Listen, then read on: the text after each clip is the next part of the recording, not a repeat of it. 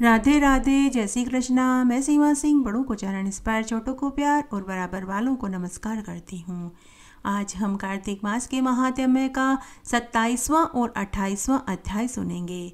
अब तक हमने 26 अध्याय सुने हैं।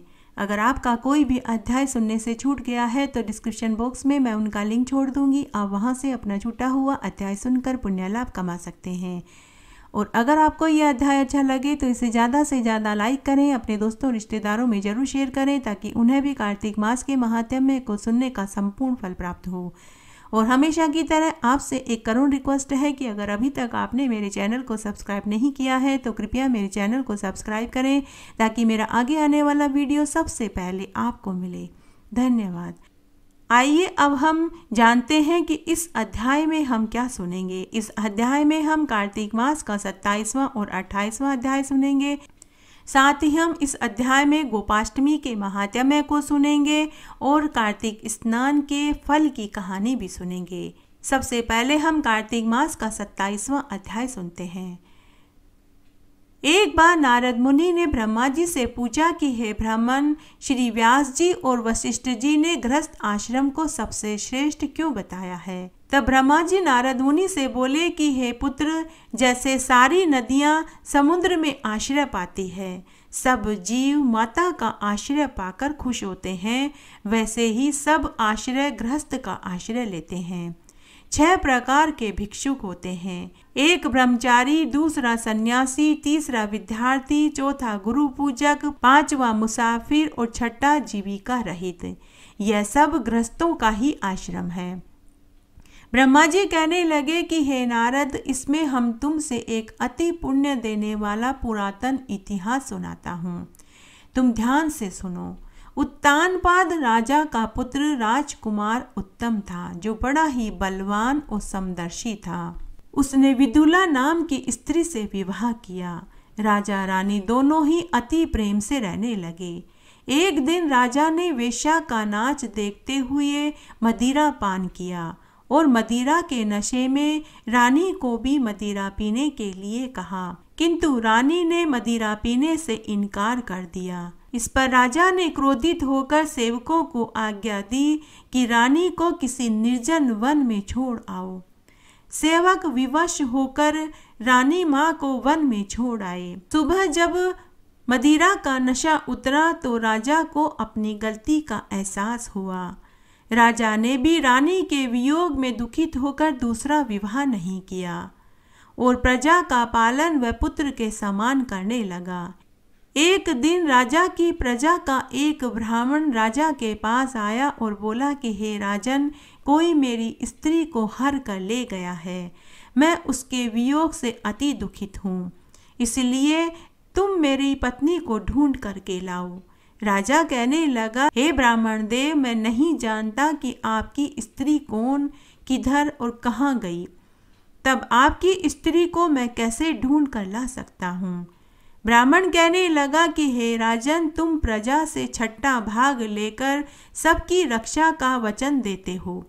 अगर आप मेरी स्त्री को ढूंढ कर नहीं लाएंगे तो फिर कौन लाएगा?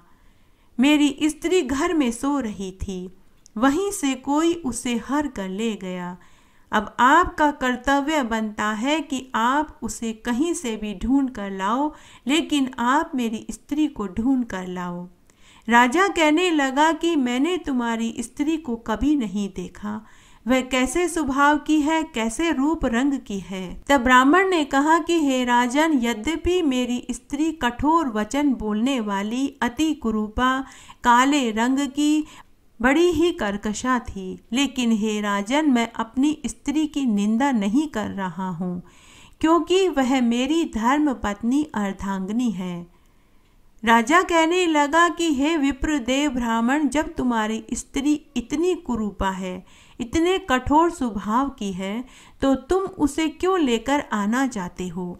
मैं तुमको अति सुंदर कल्याणकारी दूसरी स्त्री लाकर दे सकता हूँ।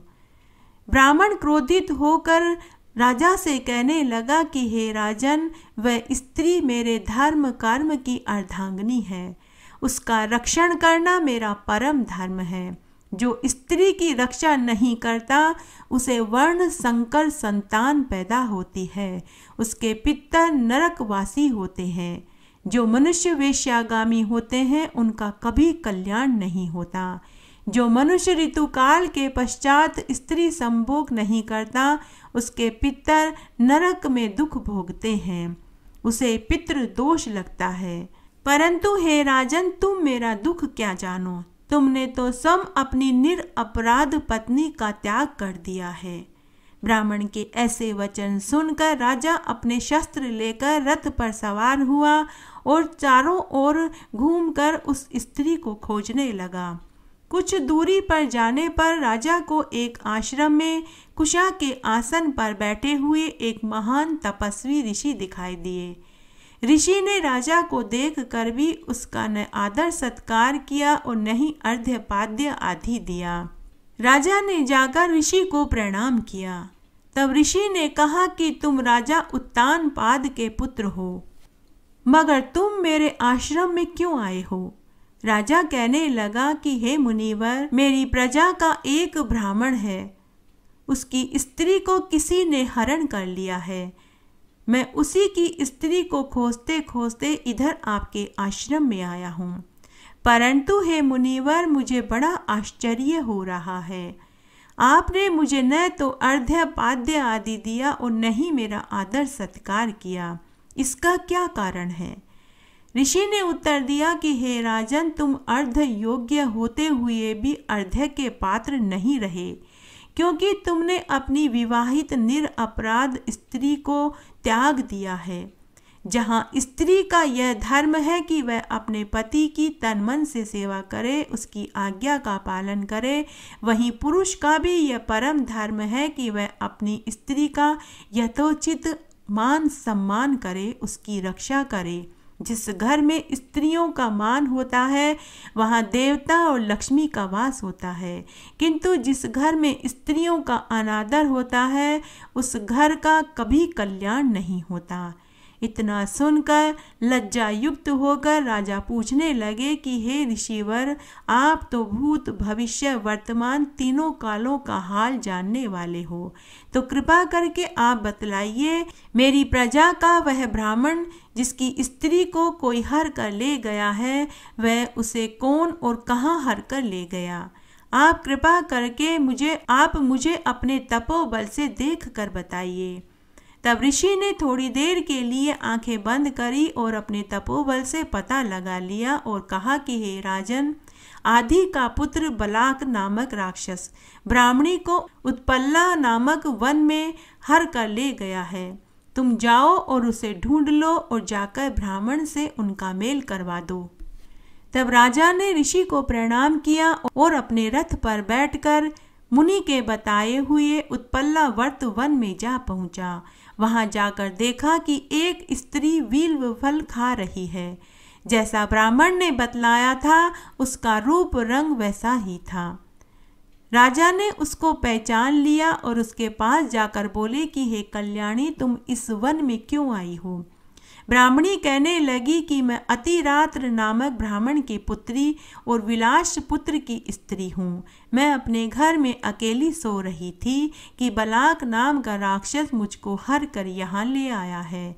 उसने यद्यपि मुझको किसी प्रकार का कोई कष्ट नहीं पहुँचाया है और न ही मेरा सतीत्व नष्ट करने की चेष्टा की है, परंतु फिर भी मैं यहाँ अति दुख भोग रही हूँ। राजा ने कहा कि हे ब्राह्मणी, वह राक्षस कहाँ गया?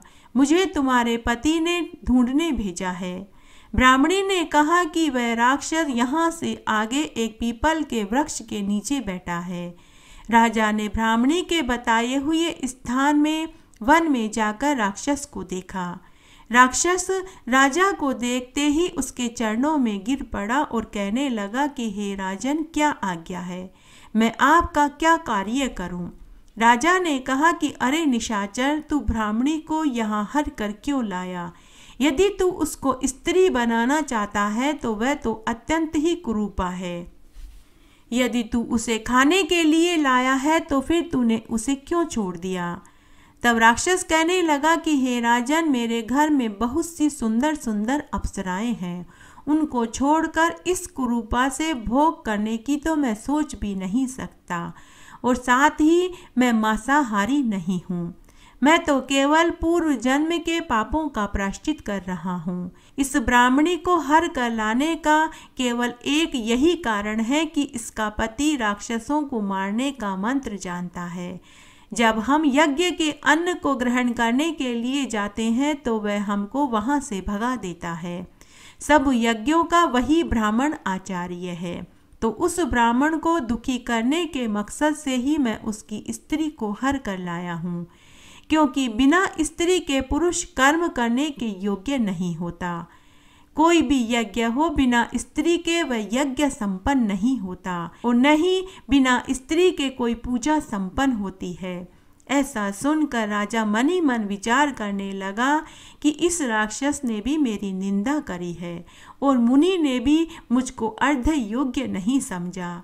राजा अपने मन में विचार कर ही रहा था कि वह राक्षस हाथ जोड़कर कहने लगा कि हे राजन, अब आप प्रसन्नतापूर्वक मुझे जो भी आज्ञा देंगे मैं निश्चय ही उसका पालन करूँगा। राजा ने कहा कि हे निशाचर, तुम इस ब्राह्मणी को उसके घर छोड़ आओ और जब मैं तुम्हें याद करूं तुम मेरे पास आ जाना। राजा की आज्ञा पाते ही वह राक्षस तुरंत उस ब्राह्मणी को उसके घर छोड़ने के लिए चला गया। तब राजा अपने मन में विचार करने लगा कि मैंने अपनी रानी को त्याग दिया है, अब मैं कौन सा ऐसा पुण्य कार्य करूं जिससे कि मेरे ऊपर यह पाप दोष दूर हो जाए। राजा ऐसा विचार कर रथ पर सवार होकर पुनः उसी मुनि के आश्रम में पहुंचा और प्रणाम करके अपना कर्तव्य पूछने लगा। तब मुनि ने कहा कि हे राजन, पुरुष के लिए स्त्री धर्म अर्थ काम मोक्ष को देने वाली होती है। उसके बिना पुरुष को इस लोक और परलोक दोनों में सुख नहीं मिलता। स्त्री चाहे कैसी भी हो, कर्कशा, खोटे स्वभाव वाली, मूर्ख, रोगी, दरिद्र क्यों न हो, परंतु पति को उसका त्याग नहीं करना चाहिए। तब राजा कहने लगा कि हे मुनिवर, मैंने अपनी पतिव्रता स्त्री को बिना अपराध के त्याग दिया, अब मैं क्या करूं? तब राजा ने मुनि से कहा कि हे मुनिवर, कृपा करके अपने तपोबल से देखकर बताइए कि मेरी रानी इस समय कहाँ है। मैं अपनी रानी को ढूंढकर आदर के साथ पुनः महल में लाऊंगा और उसे सभी सुख प्रदान करूंगा। तब मुनि ने थोड़ी देर के लिए आंखें बंद करी और अपने तपोबल से पता लगा लिया और राजा से कहा कि हे राजन, तुम्हारी स्त्री तो शतपात नामक नाग ने वन में घूमते हुए देखा तो वह उसे लेकर पाताल लोक में चला गया। नाग की नंदा नाम की कन्या ने उसको अपने घर में छिपा रखा है, इसलिए हे राजन, तुम्हारी स्त्री पाताल लोक में है। तुम जाओ और पाताल लोक से अपनी स्त्री को छुड़ाकर आदर के साथ महल में लाओ। राजा ने यह बात सुनी तो उसने मुनि को प्रणाम किया और वापस अपने नगर में आया। नगर में आने के बाद राजा सबसे पहले उसी ब्राह्मण के घर गया और ब्राह्मण को स्त्री सहित देखकर परम आनंद को प्राप्त हुआ। तब राजा ने महल में आकर बलाक नामक राक्षस को याद किया। उसी क्षण वह राक्षस वहां प्रकट हो गया और राजा को प्रणाम करके बोला कि हे राजन, आपने मुझे कैसे याद किया? मैं आपकी क्या सेवा कर सकता हूँ? तब राजा ने कहा कि पाताल लोक से मेरी रानी को ला कर दो। उसके बाद वह राक्षस पाताल लोक में गया और वहां से राजा की रानी को लेकर आया और राजा को लाकर सौंप दिया। उसके बाद राजा रानी बड़े प्यार से रहकर धर्म के कार्य करने लगे। ब्रह्मा जी आगे बोले कि हे नारद मुनि, यह मैंने तुम्हें गृहस्थ आश्रम का महात्म्य विस्तार से सुनाया, अब और तुम्हारी क्या सुनने की इच्छा है? सभी ऋषि मुनि कहने लगे कि हे सूत जी, कार्तिक शुक्ल अष्टमी जिसको गोपाष्टमी कहते हैं, उसकी क्या विधि है, क्या महात्म्य है, कृपा करके आप हमें विस्तार से सुनाइए। सूत जी कहने लगे कि हे ऋषि मुनियों, श्री कृष्ण भगवान गायें चराया करते थे। श्री कृष्ण भगवान ने कार्तिक शुक्ल अष्टमी के दिन से ही गायें चराने लगे थे। इसी दिन को गोपाष्टमी के नाम से जाना जाता है। इस दिन मनोकामना पूर्ण के लिए गाय का पूजन करना चाहिए और गाय की प्रदक्षिणा करनी चाहिए तथा गाय के पीछे पीछे थोड़ी दूर तक चलना चाहिए। श्री कृष्ण जी की अति प्यारी राधा जी के नाम पर जो राधा कुंड है, आज के दिन उसमें स्नान करके श्री कृष्ण भगवान का पूजन करना चाहिए। कृष्ण जी की पूजा करने से मनुष्य के सभी पापों का नाश हो जाता है। गाय और ब्राह्मण को मारने वाला, मदिरा पीने वाला, व्रत भंग करने वाला, ये महापाप होते हैं जो गाय के पीछे पीछे चलने से और उसके उड़ने वाली धूली शरीर पर लगने से पापों का नाश उसी क्षण हो जाता है। जो मनुष्य गाय के पीछे जितने पैर चलता है उतने ही कुल गोलोक में वास करता है। श्री कृष्ण भगवान ने कहा है कि जो मनुष्य गोपाष्टमी के दिन गाय के दर्शन करता है, पूजा करता है, वह मुझे अति प्रिय है। श्री कृष्ण भगवान ने कहा है कि जो मनुष्य गोपाष्टमी के दिन गाय का दर्शन करता है, गाय का पूजन करता है, तो मानो उसने मेरा ही पूजन कर लिया हो। जो गोपाष्टमी के दिन गाय को आटे के लड्डू, पका हुआ अन्न खिलाता है, वह अक्षय फल को पाता है। गोपाष्टमी के दिन गाय की धूली बेला में गांव के बाहर गाय का पूजन करना चाहिए। चमेली इत्यादि के फूलों की माला, मोदक, पकवान, आटे का बना हुआ पेड़ा, पात्र में जल लेकर सूर्यास्त के समय गांव के बाहर जाकर रोली, मोली, चंदन आदि से गाय का पूजन करें। गाय को माला पहनाएं, गाय को चुंदड़ी ओढ़ावें और गाय को आटे के लड्डू खिलावें और गाय की 8 प्रदक्षिणा करें। कृष्ण भगवान कहते हैं कि गोपाष्टमी के सिवा हमें और कोई तिथि प्यारी नहीं है। सब दान, तीर्थ के स्नान से जो फल मिलता है, वही फल गोपाष्टमी के दिन गाय का पूजन करने से ही मिल जाता है। पहले जल से गाय के पांव को धोना चाहिए और फिर यह मंत्र बोलें कि जो लक्ष्मी सब देवताओं में स्थित है, जो लक्ष्मी श्री कृष्ण जी के चरणों में है, वह लक्ष्मी गाय के होकर मेरी रक्षा करे। ऐसा कहकर गाय के चरण धोवें, रोली चंदन लगावें और कहें कि भक्ति से दिया हुआ चंदन ग्रहण करो, फूल माला ग्रहण करो, उत्तम धूप ग्रहण करो, दीपक ग्रहण करो और मुझको सिद्धि दो, नैवेद्य ग्रहण करो। इस प्रकार पूजन करके गाय की 8 प्रदक्षिणा करनी चाहिए। फिर गाय को नमस्कार करके उसके पीछे पीछे थोड़ी दूर तक चलना चाहिए।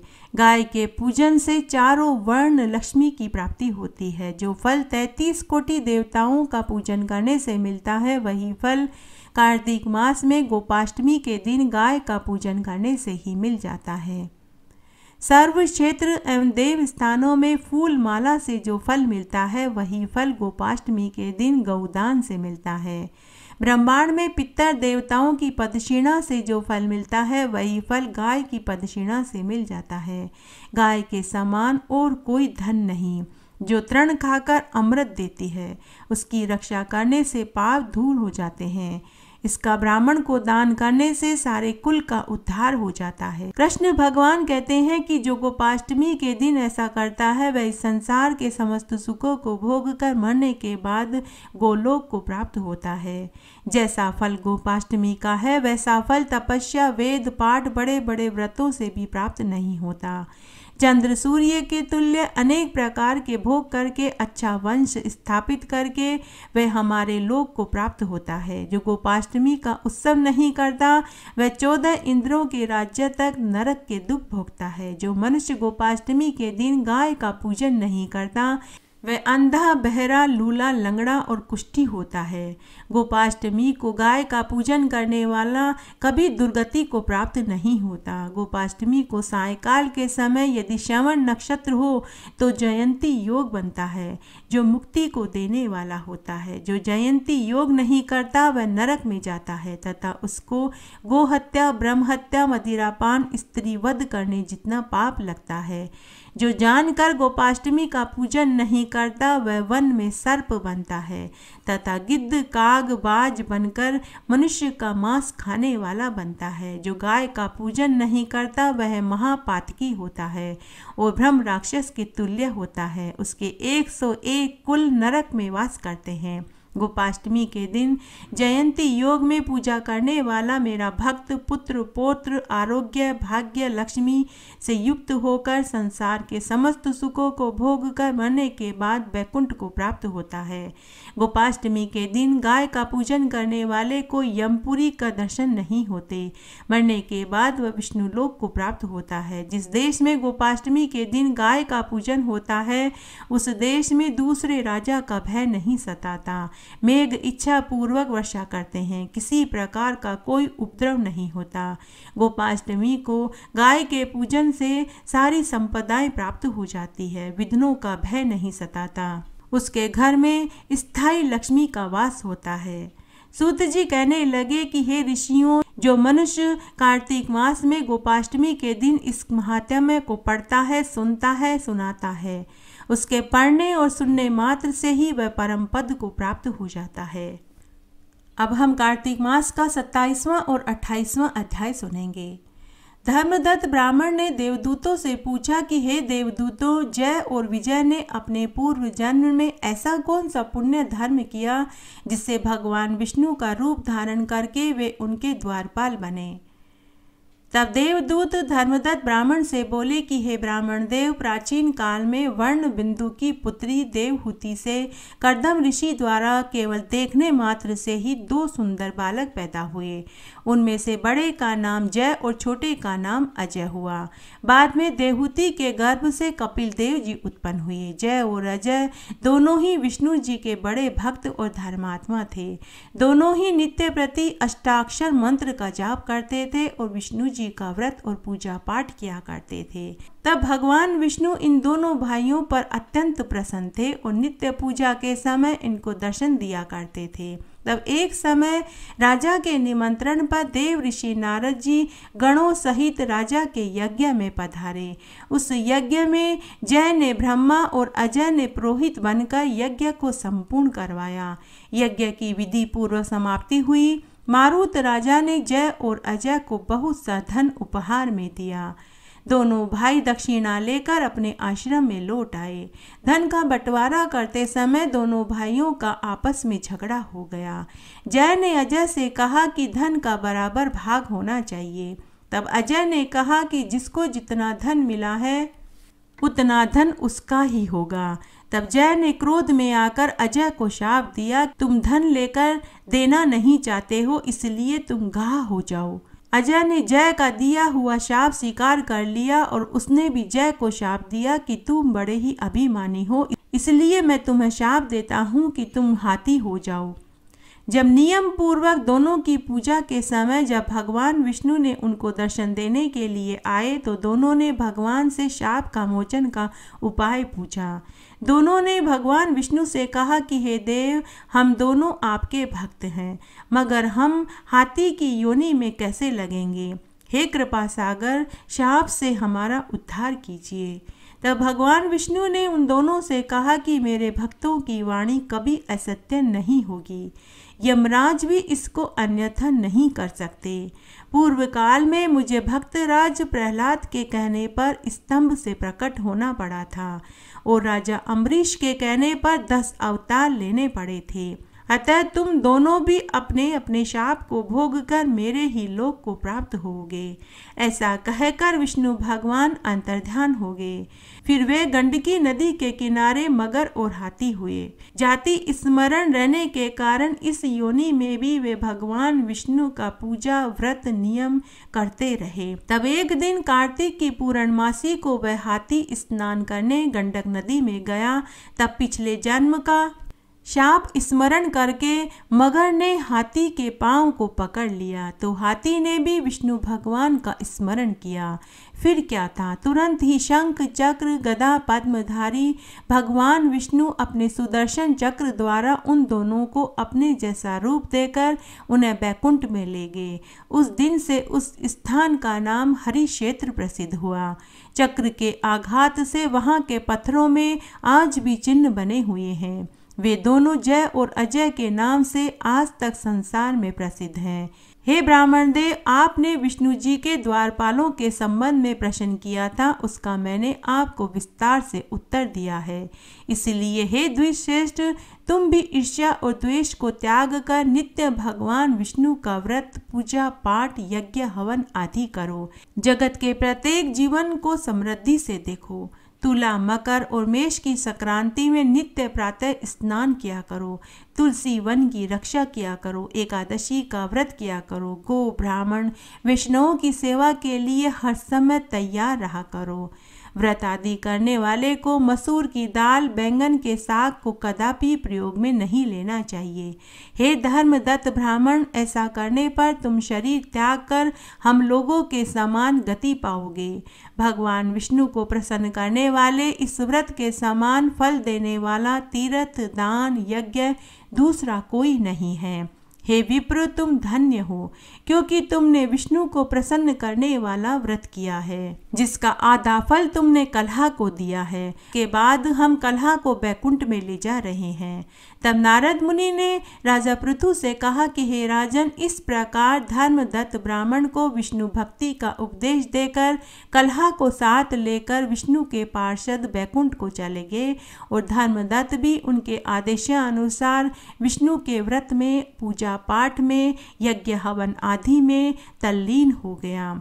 जब उसका देहांत हुआ तो अपनी स्त्रियों के साथ विष्णु लोक को चला गया। हे राजन, जो कोई भी प्राचीन काल के इस इतिहास को सुनता है, पढ़ता है, सुनाता है, वह अंत में विष्णु लोक को पाता है। सूत जी ऋषि मुनियों से बोले कि हे ऋषि मुनियों, जो मनुष्य कार्तिक मास में स्नान, व्रत, दान करता है, उसको 7 जन्म तक गरीबी का मुंह नहीं देखना पड़ता। व्यतीत योग में, संक्रांति में तथा चंद्र व सूर्य ग्रहण में दान देने से, कुरुक्षेत्र में जाकर स्नान करने से जो पुण्य प्राप्त होता है, वही पुण्य कार्तिक मास में सुबह जल्दी उठकर पवित्र नदियों में जाकर स्नान करने, मधुसूदन भगवान के नाम का जाप करने से ही उसे मिल जाता है। अश्वमेध यज्ञ करने से जो पुण्य प्राप्त होता है, उससे भी 10 गुना पुण्य कार्तिक मास में स्नान, व्रत, दान करने से ही मिल जाता है।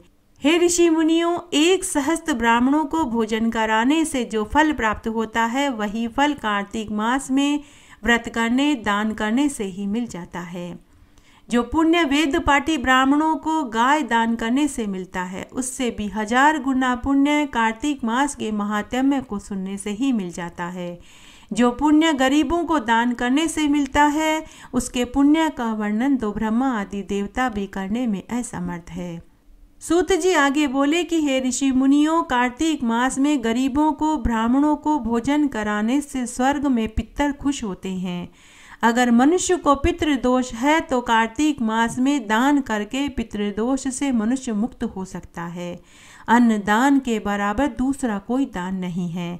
इस दान से न केवल मनुष्य को तृप्ति मिलती है, अपितु ब्राह्मणों और पितरों को भी संतुष्टि प्राप्त होती है।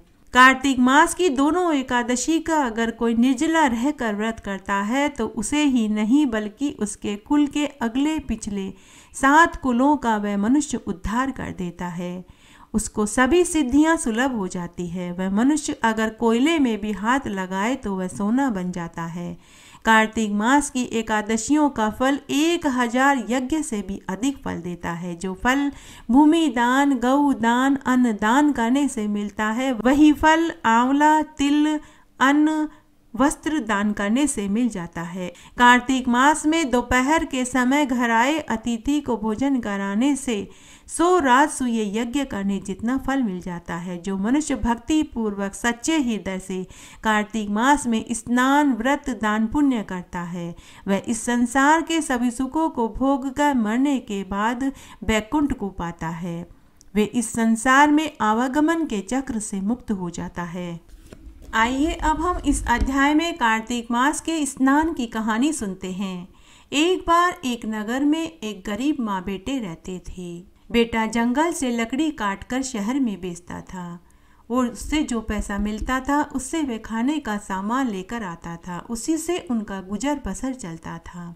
तब एक दिन की बात है, उनके नगर में एक साधु महात्मा जी आए। सभी नगरवासी साधु महात्मा के प्रवचन सुनने के लिए पहुंच गए। तब वे दोनों माँ बेटे भी महात्मा जी का प्रवचन सुनने के लिए पहुंचे। जब प्रवचन खत्म हो गया तो माँ बेटे साधु महात्मा के पास गए और गरीबी दूर करने का उपाय पूछने लगे।